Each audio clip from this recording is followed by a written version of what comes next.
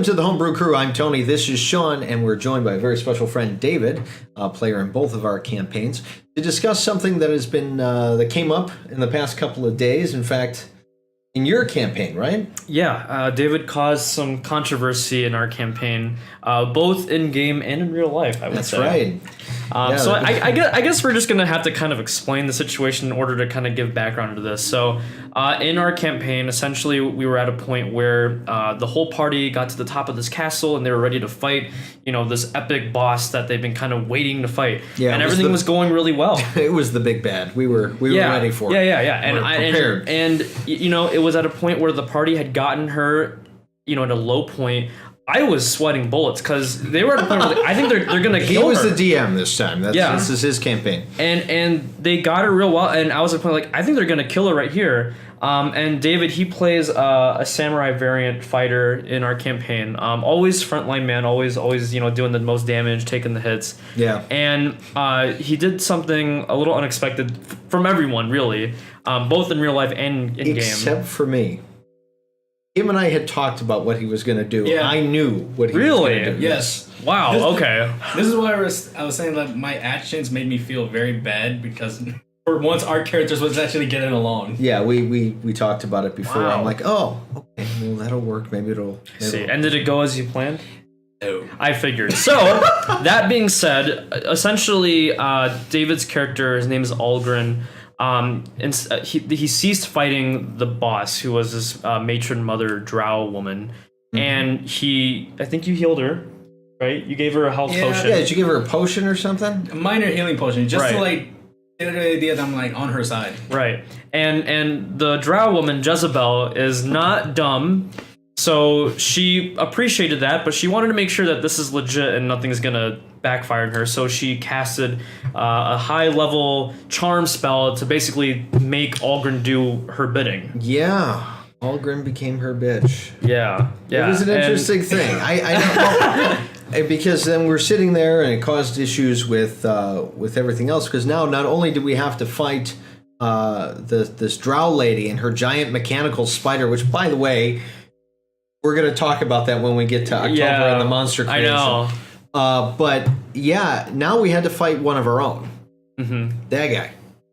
So I guess I think what we wanted to do with this video a little bit is break it down from the player's perspective, who basically had killed some of us, the victim's perspective, the one who was killed by something, one of the ones killed. Yeah, you're forgiven. And from the DM's perspective. So I guess the first question and everything else goes to David. Yeah. So why'd you kill us, David? I mean, it's like he said, he started me. I was mind controlled. I had no control of my actions. Okay, well, that makes sense with it. Any sort of backlash happen?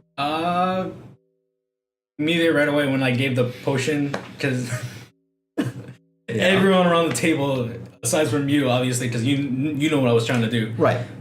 They immediately turned on me. They were like, "You son of a bitch!" I was like, "Yeah, well, it was unexpected for sure." Yeah. Yes, and then you turned on them. Well, not you, but your character did. Yes. I think that's a big point that we were trying to make too, between the in real life stuff and what the character's actions are. Yeah. Sometimes those things contradict. Yeah, absolutely. Right?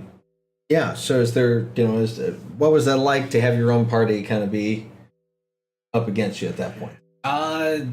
It was I was very taken aback by it, because you've known with my character, I've always played good. Oh, honorable. Yeah, that's right. This character was extremely lawful good. You get money to children, always doing the right thing. No, I think we should let him live. I think you bury someone every other session. Yeah, they were I gave them a proper burial. Yes, yeah, exactly. Yeah, no, there definitely there's stick and whatever and rocks and I think there were prayers that you did at one point. Yes, I did multiple prayers. Actually. So to have this lawful good character just come after us at that point was kind of interesting, and as the victim of which, neutral evil as a character, yeah. I didn't take much offense to it. I think the difference between what I noticed what happened was the first thought was, holy crap, I'm dead. That was the first thing. Like not even like dead. Like it was okay. I fall down, my health goes down, then I get whacked again. Now I've got 2 already on me, and then I'm sitting there. I'm just in the middle. Everybody else is by the door. I'm like going, yeah, what the heck? Yeah. And it was a good fight. There were a lot of interesting things that happened in that fight. There was a Triceratops in there. I turned into a Triceratops. Oh my god, it was fantastic. But I think what happened afterwards is that there was a little bit of character backlash, and I immediately kind of went to, oh, I'm dead. This is weird. But then after that, I noticed, because I was in a chat with some of our other players and everything else after the campaign, and they were all, because David, you left. Yeah. You went to work and everything else. There was some in real life stuff of like, I can't believe he did that, and it caused this, and we should do that. It was no longer, I can't believe Algren did that. I can't believe David did that. You know, and I don't think that was fair. And I get it. Everybody gets emotional and angry and tied to characters. But as the die, is that a word? I think victim was fine. As the victim, I really wasn't as troubled by it, because I'm sitting there going, well, it's kind of like they die, But what was it like for the DM? Well, it was, you were technically the one that killed me, right? And So. it's awkward. I mean, I was at a point, we were well into the battle, and I was convinced, like, wow, this character, my drow woman's gonna die. Like, this is it. Like, she's not looking good. The party's got her in an advantageous position, and as soon as that happened, it dramatically turned the fight around. Like, you guys went from like the top to the bottom. Because I not only did I have this basically almost like near level 20 spellcaster and a challenge rating 16 beast, I had a level 10, a level 11 fighter against a party average level of level 10s. And we're all squishy.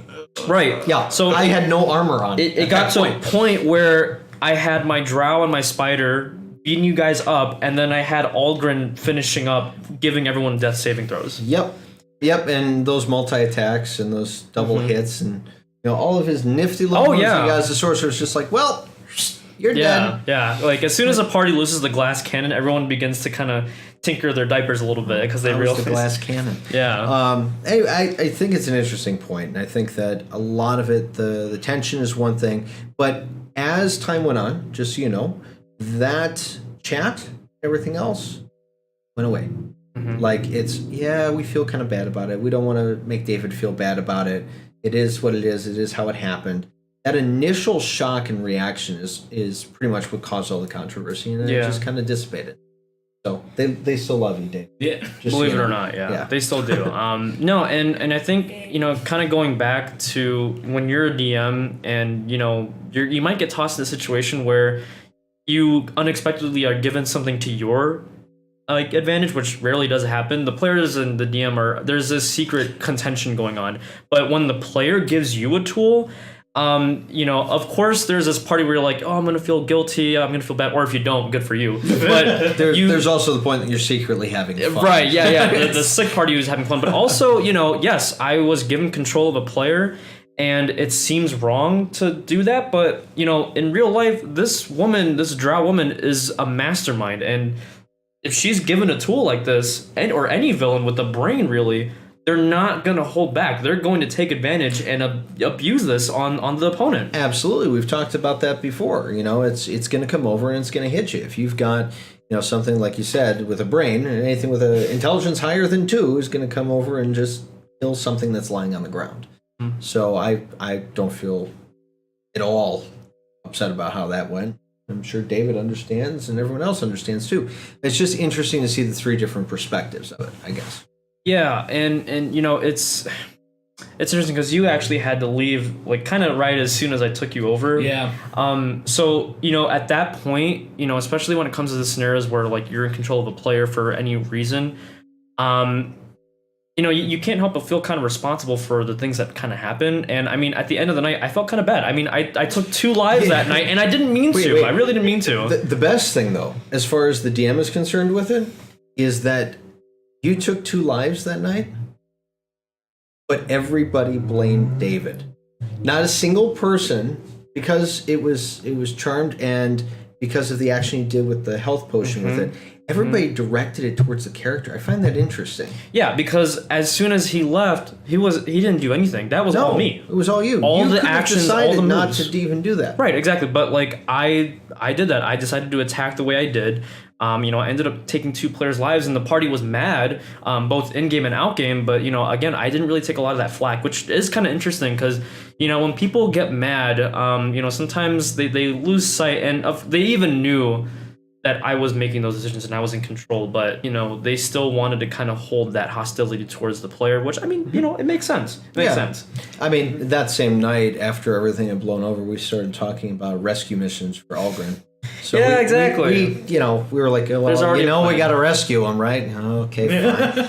But the party is still there. I think that's what's important. I think that bond creates a pretty big deal. Yeah, I think one of the important things to remember is that, even if something in the game happens and it's frustrating, always remember that it's part of the game. These things happen, or if something like this happens where you feel betrayed or you feel like someone did the wrong choice, remember at the end of the day, that person that you're mad at, they've got to go to work the next day or they've got to go home and take care of their kid.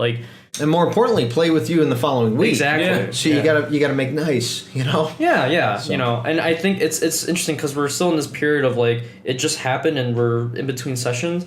The party is already planning to have a powwow with you, if you weren't aware. Yeah. I'm not part of it. I'm dead.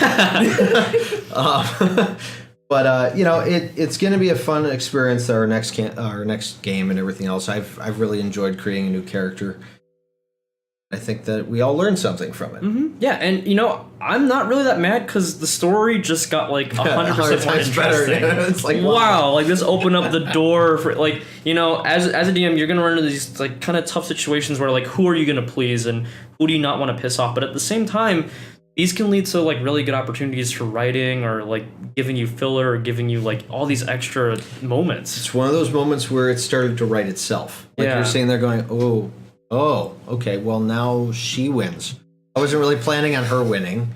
And now what does that do to the party? And what does that do to the resolve of all the people that we had, storming this castle and everything? It's going to be an interesting thing to write. Yeah, definitely. And I'm not in any rush to kind of resolve this. Part of the campaign is really kind of the journey of where you're getting. It's not really about that destination. So, if anything, I'm not saying I'm super happy it happened, but I'm not mad that it happened either. It's just part of your story that's going to happen, and I'm definitely going to take advantage of it.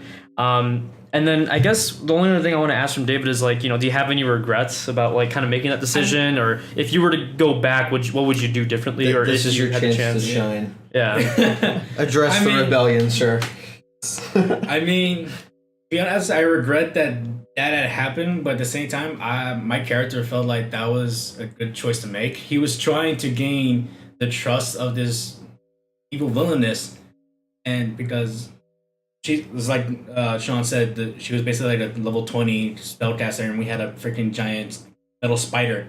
And between us two characters, who were already planning and trying to kill her, my character's thought process was that the only advantage they may have was to gain her trust, and just by that small inch of it, just turn his blade on her unexpectedly if it worked, but it didn't.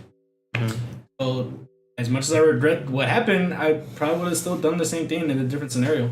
Yeah, and everyone gave you a lot of flack for it, but if anything, if that's truly how you think your character would have behaved, I gotta applaud that. Because there's a lot of people that aren't willing to really, really play their character. You won't make that tough decision because you as a person are I'm not gonna do that. I wouldn't do that. Right. But your character would. Right. And see, and that's something on both sides for you and for you with it, because as the DM, you jumped in and did exactly what that villainess would do, and David did exactly what Algren would do. And I don't know if Von Tall did what he was supposed to do, but die. I think he died gracefully. I think it was good. The one with the void. It was really nice to see you getting clobbered 5 times with the staff and then twice while with wearing the legs. nothing. Yeah, yes, and then getting hit with the sword 5 times. Really, really graceful stuff. Yeah. Anyway, I think that just about wraps this one up, don't you? Yeah, definitely. Cool. And I kind of want to extend this invitation to anyone that's watching. If you have like a scenario where you run into where something unexpected happened, or if you run into a situation that was kind of new to you, please let us know. We're willing to talk about it, give a discussion, or we'll even bring it up as a video and kind of break it down and see what we would do or what you can do to kind of solve it or get past it. Absolutely, because we're here to make the home brews the best that you can possibly make, and honestly, that comes from discussion. Things like this is what makes homebrewing a little bit better, I think. So, till next time, Keep brewing.